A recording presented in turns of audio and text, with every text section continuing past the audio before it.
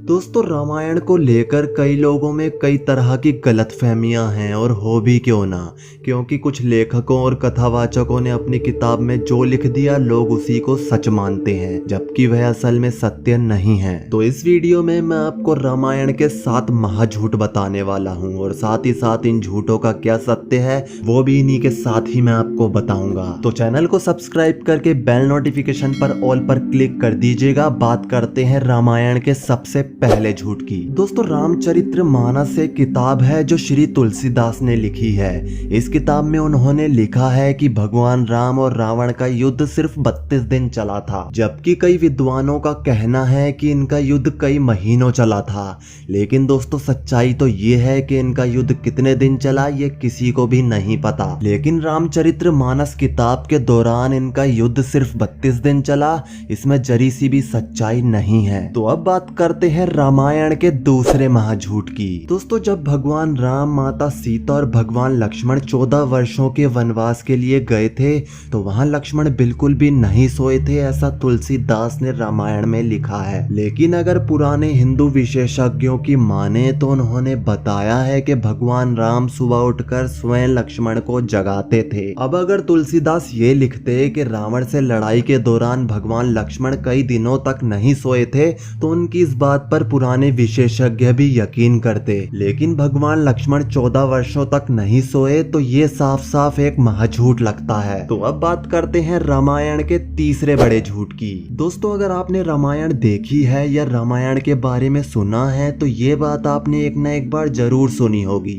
कि सबरी ने श्री राम और श्री लक्ष्मण जी को अपने झूठे बेर खिलाए थे। लेकिन ये बात महज एक अफवाह है जो कुछ लोगों के द्वारा फैलाई गई है, जबकि स्वयं महर्षि वाल्मीकि जी के द्वारा लिखी गई रामायण में ये बात कहीं भी नहीं लिखी गई है कि सबरी ने श्री राम और श्री लक्ष्मण जी को अपने झूठे बेर खिलाए थे, बल्कि महर्षि वाल्मीकि जी ने लिखा है कि सबरी ने श्री राम और श्री लक्ष्मण दोनों के पैर छूकर उनका अतिथि सत्कार किया और उनको बेर खाने के लिए दिए थे जो वह एक वन से तोड़कर लाई थी। और ये खुद भी समझने वाली बात है कि सबरी जैसी समझदार बूढ़ी औरत भगवान राम और लक्ष्मण को अपने झूठे बेर क्यों खिलाएगी। तो अब बात करते हैं रामायण के चौथे बड़े झूठ की। दोस्तों आपने रामायण में अक्सर सुना होगा और शायद देखा भी होगा कि रावण का भाई कुंभकर्ण 6 महीने सोता है और 6 महीने जागता है। लेकिन दोस्तों इस बात का इतिहास में कहीं भी प्रमाण नहीं मिलता और ये एक सोचने वाली बात है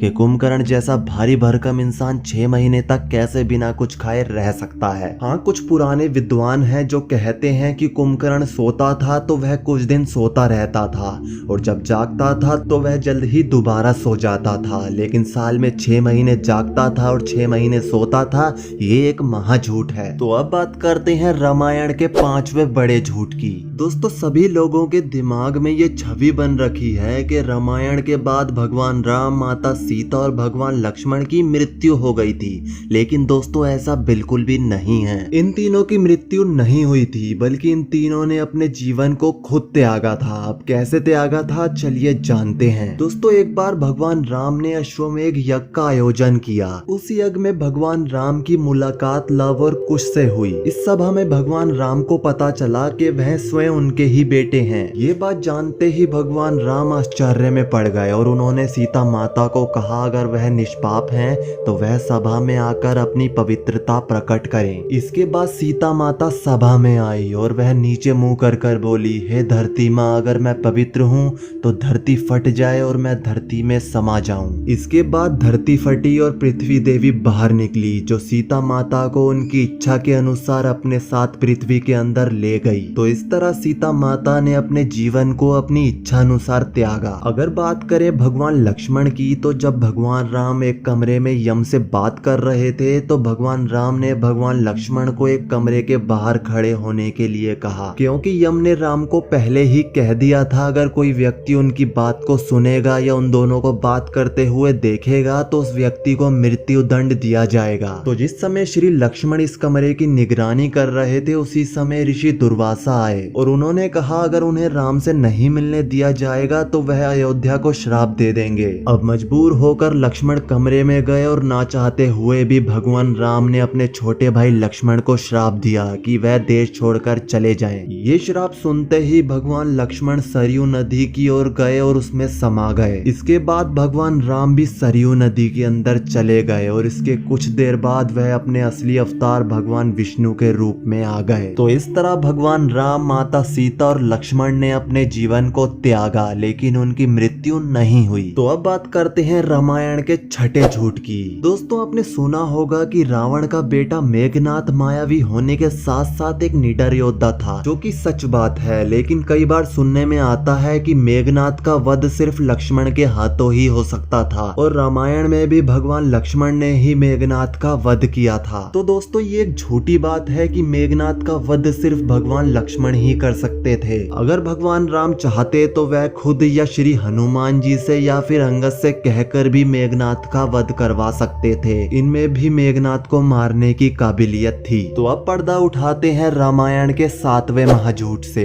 दोस्तों, ये बात सोशल मीडिया पर पिछले कई सालों से फैलाई जा रही है कि सीता माता इतने सालों तक रावण की लंका में रही, तो ऐसा कैसे हो सकता है कि रावण ने उनको छुआ तक नहीं। दरअसल दोस्तों, जैसी रावण की छवि हमारे दिमाग में बना रखी है, उससे ये सवाल उठना लाजमी है। रावण ने सीता माता को लंका में प्रवेश करते ही कहा था कि मैं तुम्हारी मर्जी के बिना तुम्हें छूऊंगा भी नहीं, जो कि एक सत्य बात है। और ऐसा कई कथावाचकों और लेखकों ने रामायण के कई डिफरेंट वर्जन्स में लिखा है। तो अगर आपको कभी भी कोई रामायण के ये 7 झूठ बताए तो आप उसको इन 7 महाझूठों की सच्चाई बता सकते हैं। तो दोस्तों, मैं उम्मीद करता हूँ इस वीडियो से आपको काफी जानकारी मिली होगी। अगर मिली है तो वीडियो को एक लाइक कर देना और इस तरह की और ज्यादा जानकारी से जुड़ी हुई वीडियो पाने के लिए हमारे YouTube चैनल को सब्सक्राइब करके बेल नोटिफिकेशन पर क्लिक करके जरूर क्लिक करना। और अगर आपका कोई दोस्त है जिसको आपको लगता है कि ये वीडियो शेयर हो सकती है, तो प्लीज उस दोस्त में इस वीडियो को जरूर शेयर करना। और अगर आपका कोई सवाल हो तो नीचे जरूर कमेंट करना। तो आते हैं नेक्स्ट वीडियो में, तब तक के लिए बाय बाय।